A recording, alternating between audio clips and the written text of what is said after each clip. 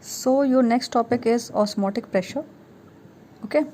First of all, what is osmosis? So osmosis is the movement of the molecules through the selectively permeable membrane.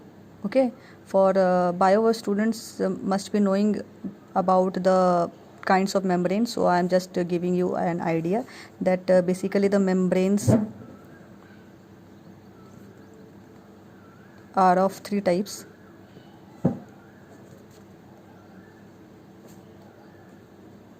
That is, first one is permeable, second is semi permeable, and third one is impermeable.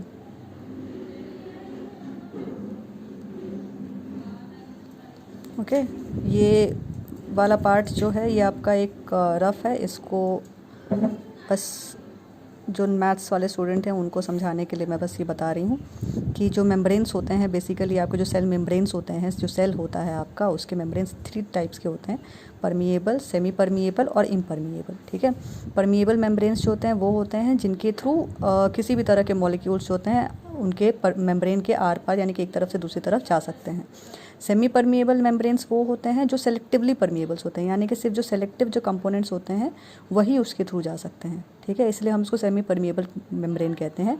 ठीक है, and impermeable membrane जो होती है वो होती है जिनमें से कुछ भी उनके उस मेम्ब्रेन के थ्रू उसके कुछ नहीं जा सकता है सिवाय गैसेस के।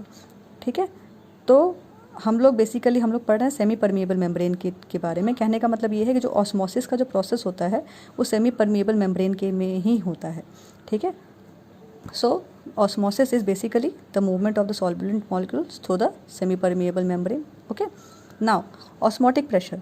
Osmotic pressure is the minimum excess pressure which must be applied to a solution to prevent the passage of solvent into it through a semi-permeable membrane. Okay, so this is the definition of osmotic pressure, जो कि minimum pressure है आपका जो कि apply किया जाता है किसी भी सोल्यूशन के ऊपर ताकि जो उसके जो पैसेज है सॉल्वेंट का through the semi permeable membrane जो है वो ना हो पाए।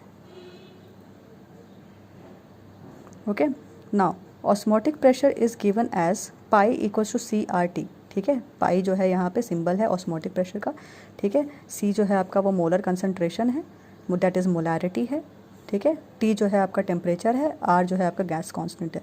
देखिए ये जो ऑस्मोटिक प्रेशर है यहाँ पर आप एक चीज़ आप नोट करिए कि डिप्रेशन इन फ्रीजिंग पॉइंट और एलिवेशन इन बॉइलिंग पॉइंट से ये थोड़ा डिफरेंट है, क्योंकि यहाँ पर देखिए यहाँ पर हम लोग मोलैरिटी ले रहे हैं, उन सारे टर्म्स में हम लोग मोलैरिटी लेते थे। ठीक है, तो यहाँ पर देखिए हम लोग यहाँ पर मोलैरिटी ले रहे हैं, तो C is the basically the molar concentration of solution, T is the temperature, R is gas constant. Now pi is directly proportional to C, that is osmotic pressure is directly proportional to the concentration of the solution. Okay, so pi is equal to CRT, C is equal to N by V। N क्या है यहाँ पे, number of moles है। ठीक है, तो number of moles of solute over volume of solution in litre, यही होता है आपका मोलैरिटी। ठीक है, ये जो N है आपका वो है नंबर ऑफ मोल्स। ठीक है, और ये जो V है आपका वो है वॉल्यूम। ठीक है, मोलैरिटी आप लोग जानते हो कि number of moles of solute over volume of solution in litre होता है। ठीक है, तो C जो होता है वो equal to N by V हुआ, यानी कि we can put the value N by V in place of C। ठीक है, so putting the value N by V in place of C we get this equation, that is pi is equal to N by V RT। Okay, so on rearranging we get pi V equals to NRT। So this is the required equation for the osmotic pressure. Okay, now the topics left in this chapter are ideal and non-ideal solutions, azeotrophs and abnormal mass.